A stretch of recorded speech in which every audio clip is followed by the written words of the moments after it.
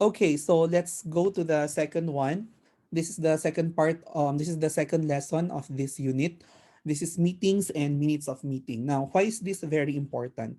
The most common reason to having a meeting is to discuss something face to face, diba? For you to whatever objective you have to resolve something, you want to talk about something, you want to discuss something, you want to explain something.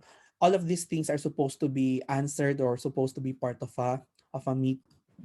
Now, when you're going to discuss this, keep in mind primary reasons for having a meeting para so that it's going to be productive. Gather and impart information, exchange ideas, views, opinions, and suggestions. Discuss options, solve problems, make decisions, and devise plans. What are some meetings that we don't like? PTA meetings. Remember, your parents don't really like that. Kasi ang daming nagsasalita, ang daming gustong mag-share, ang daming gustong mag-contribute. But what is the primary reason of a meeting? Ito siya, to gather and impart information, exchange ideas, even if it's part of that question. Does it really contribute or does it really have impact to what's going on? If the answer is no, then your meeting or your contribution to the meeting is not really helpful. So business meetings run smoothly when they follow an agenda. Kaya dapat laging may agenda. What are the different purposes of agenda? Here they are. There are 5 in your modules. Notify or remind participants of the meeting date, time, and place. Focus participants on the meeting's goals only. Pag nawawala, sasabihin ng principal or nung boss or nung director or whoever is leading it, balik natin.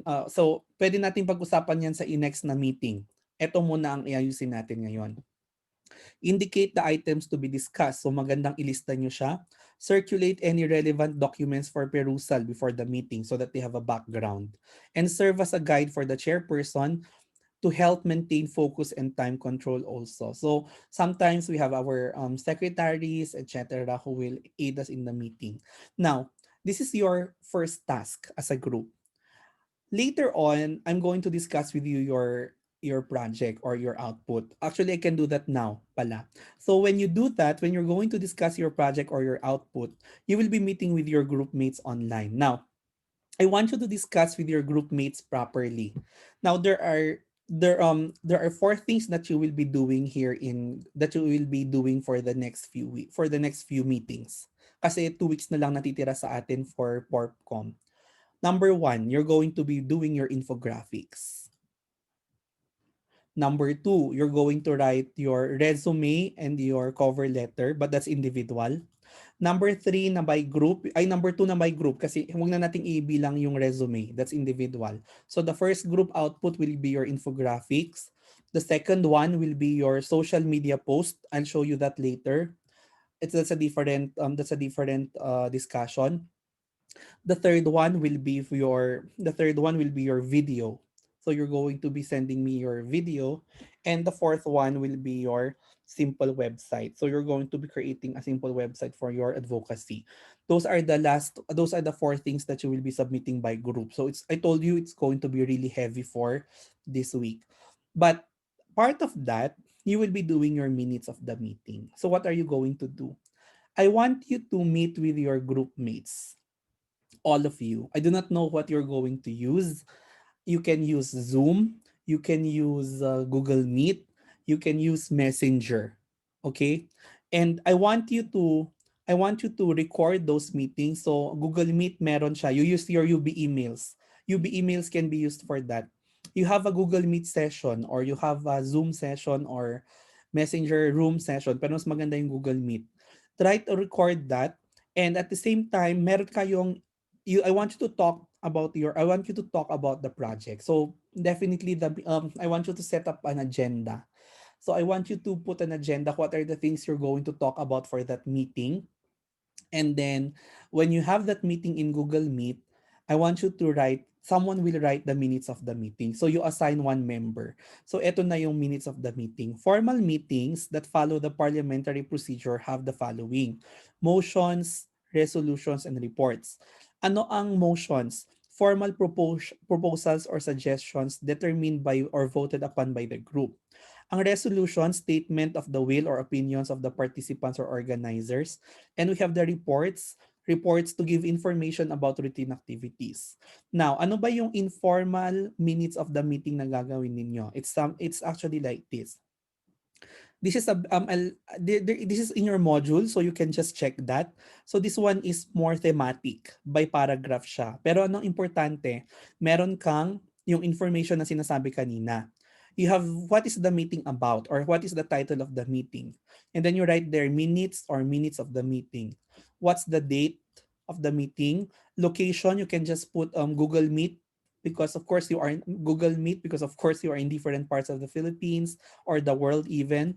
Presiding officer, who is your boss or who is your manager.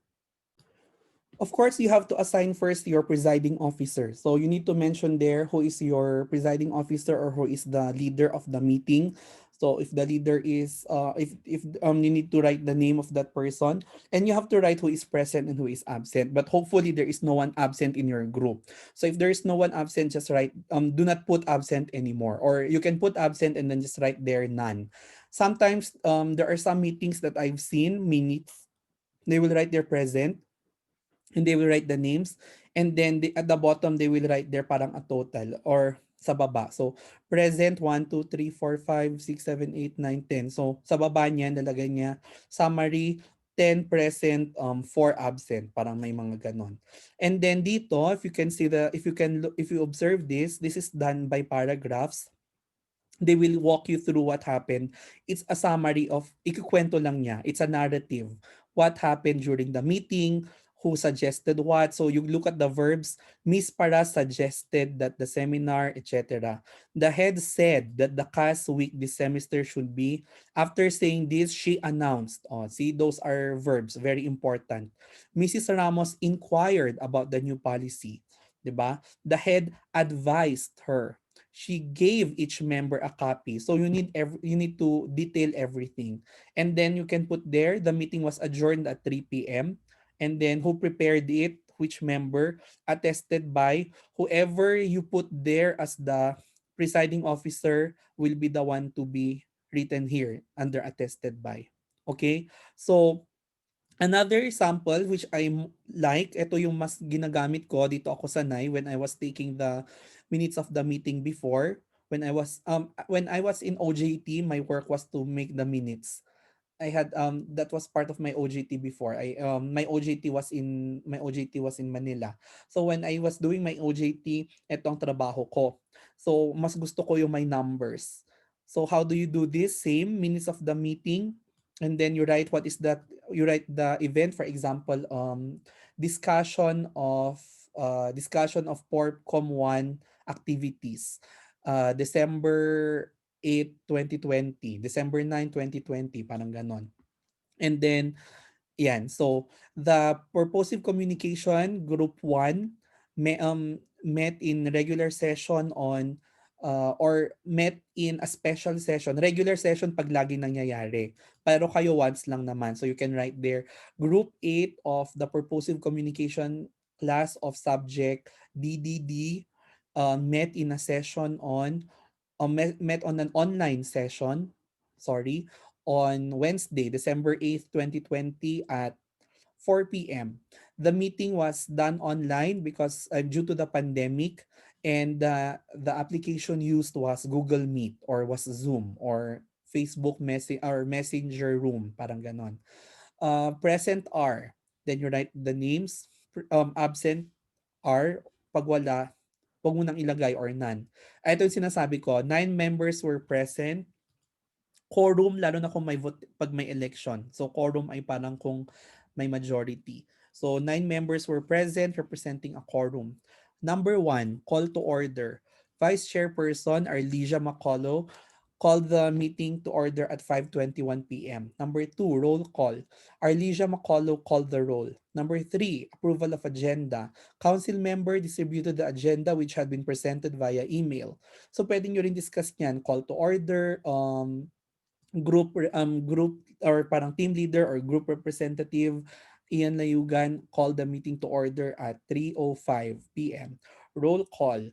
Kung roll call, meaning you call on or you call on those who are present. So example, you assign someone pero sa group nyo sometimes the roll call is no longer needed, but it's nice to just put it there. So please add number two. So say for example, okay, present in this meeting are the following, tapos basahin nyo yung nasa Google Meet. And then approval of agenda, and then you can already talk about the details. For example, number three, this can be very specific depending on your topic. So after you do your roll call, number three can be, for example, you summarize like distribution of tasks or discussion of tasks muna. So what did you talk about there? Siguro kung ang nangyari sa meeting was you talked about the tasks first. Medyo hindi ko naintindihan yung sinabi ni sir. I didn't understand what the teacher was saying in one of his videos. What did he say about the infographics? So you can include that. So number three, discussion or what is this review of the required items.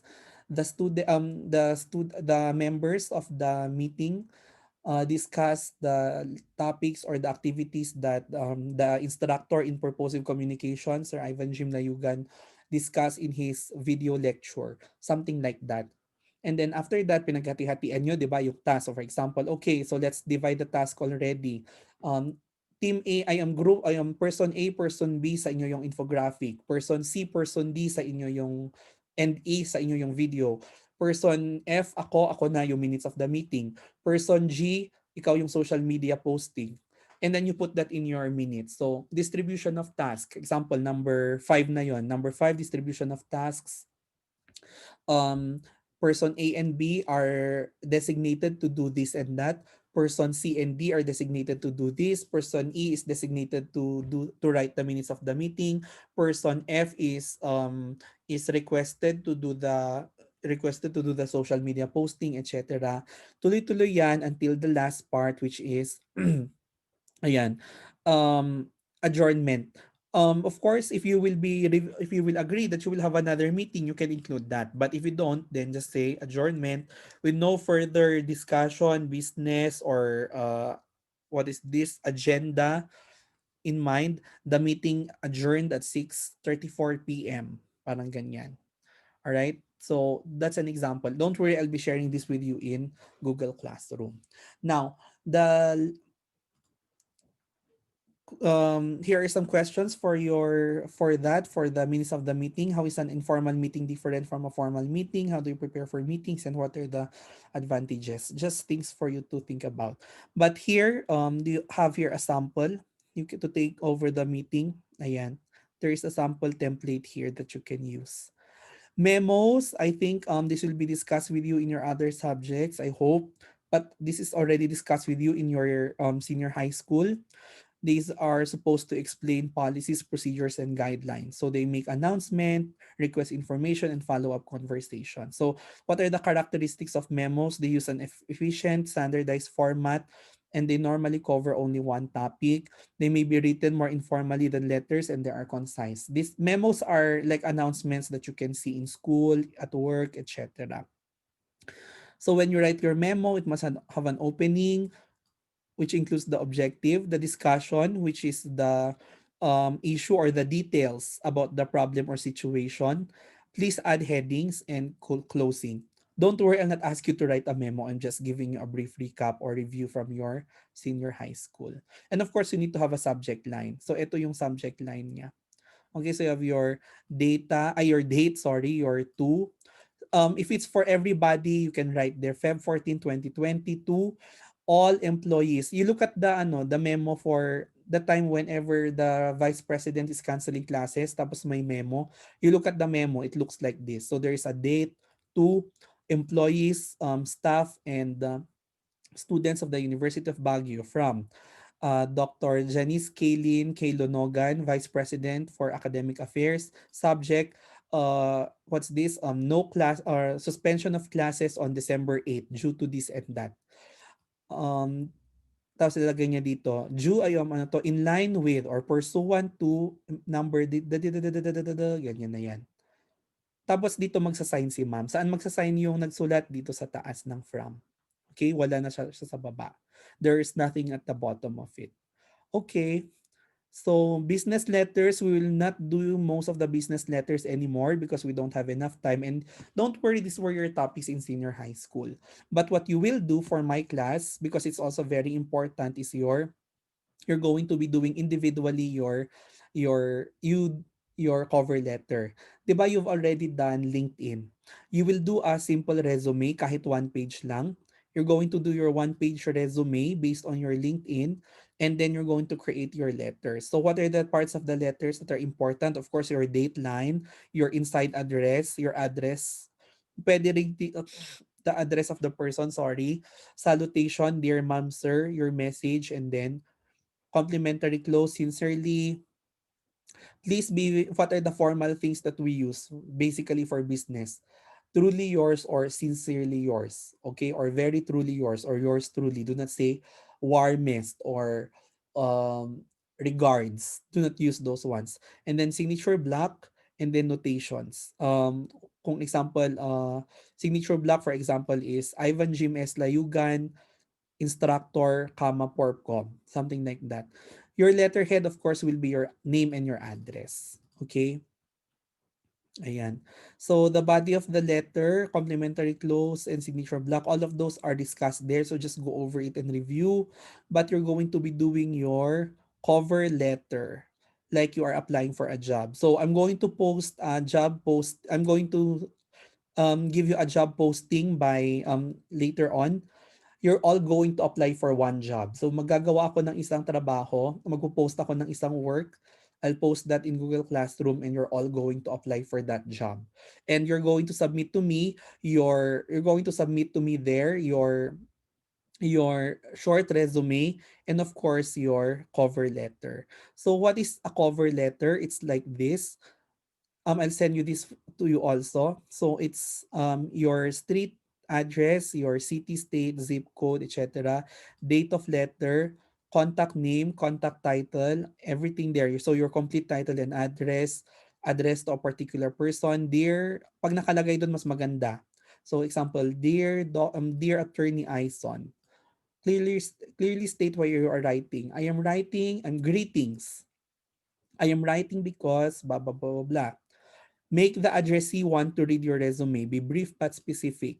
So explain why you are interested in this employer. Um, I believe that as an alumni of the University of Baguio, example, nag-apply ka na teacher, I believe that the goals and objectives of the university are in line with my personal and professional objectives as well, etc., etc. Closing, there are many samples online. And then closing paragraph, reiterate your interest in the position, sincerely, your name type. I'll be attaching a supplementary video about this, about writing your cover letters.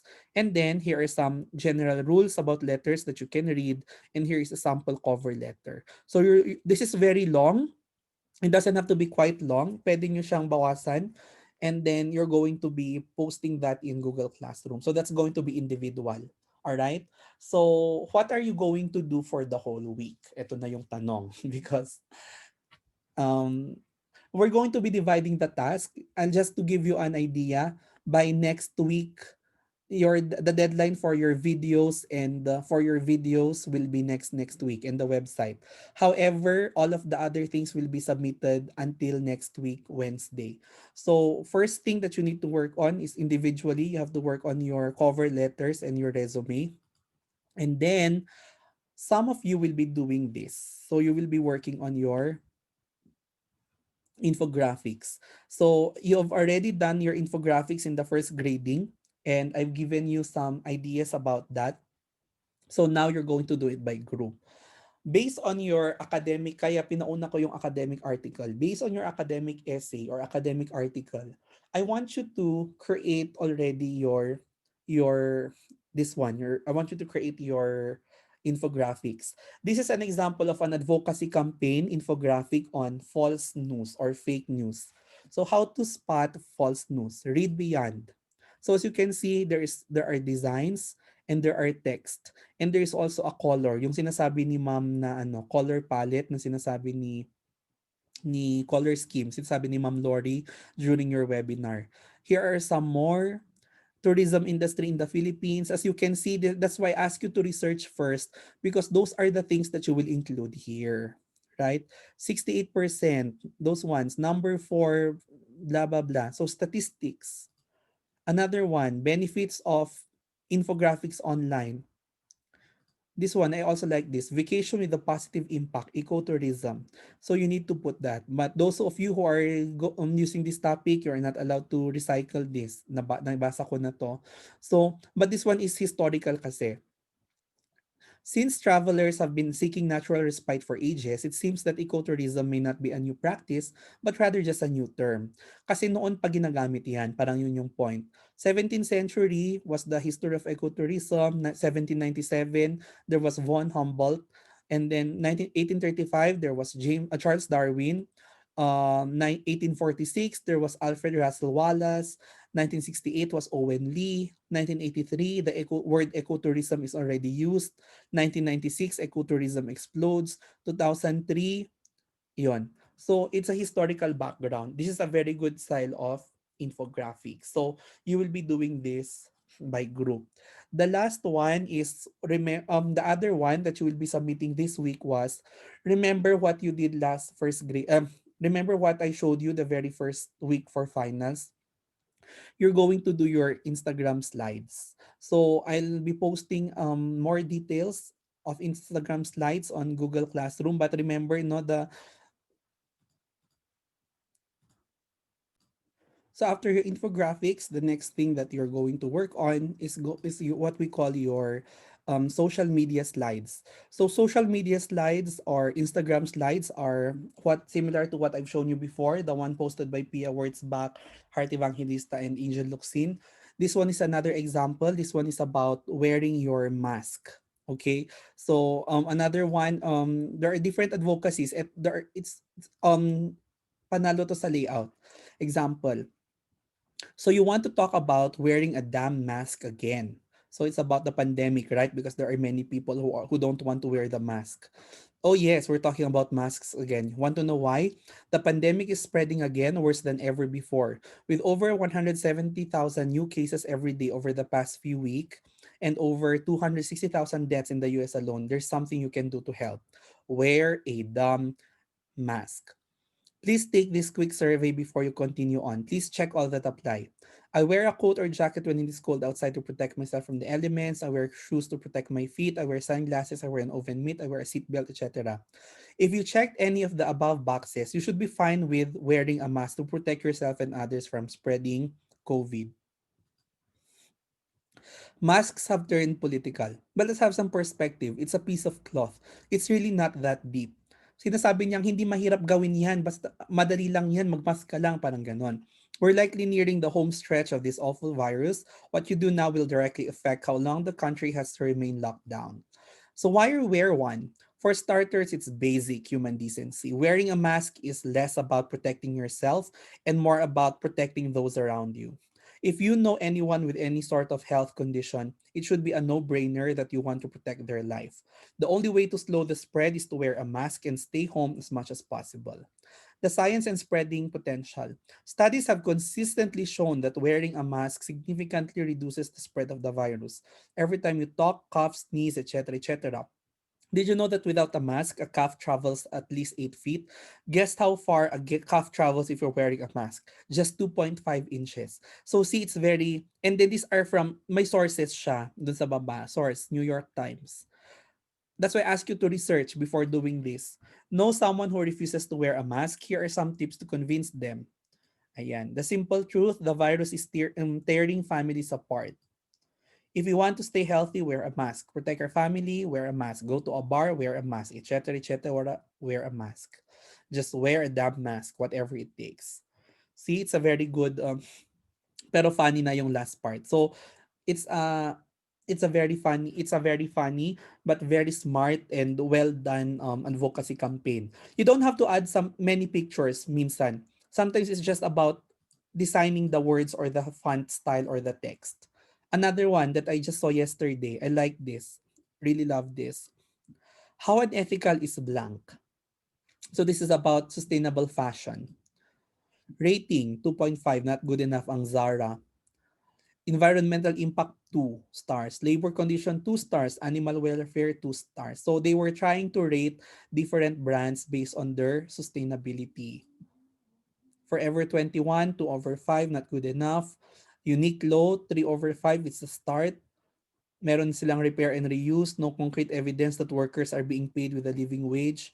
They don't use fur, angora, shearling, and karakul, and they eliminated other animal products like mohair. Adidas is a 4 over 5. They don't use fur, exotic animal skin, etc.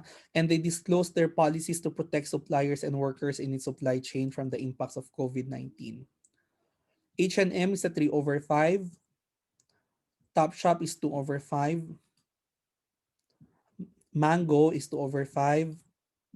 PNB, yung Pull and Bear, is a 2 over 5. Stradivarius is 2 over 5. Now, would you still shop and support this brand? Sabi niya. So, these are examples of social media posts or Instagram slides. You're going to do that. So, for this week, individually, I hope you are done with your LinkedIn. The second one is your simple resume, 1 to 2 pages, and your cover letter.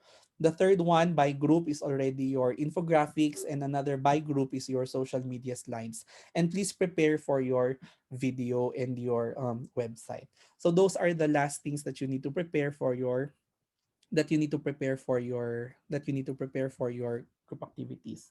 I forgot even your minutes of the meeting. I'll send you a summary so that you will not forget any of it. And of course, you can just go over Google Classroom and read them. All right. So take care, everybody. I hope that these are comprehensive, and I'll see you guys next video. Bye.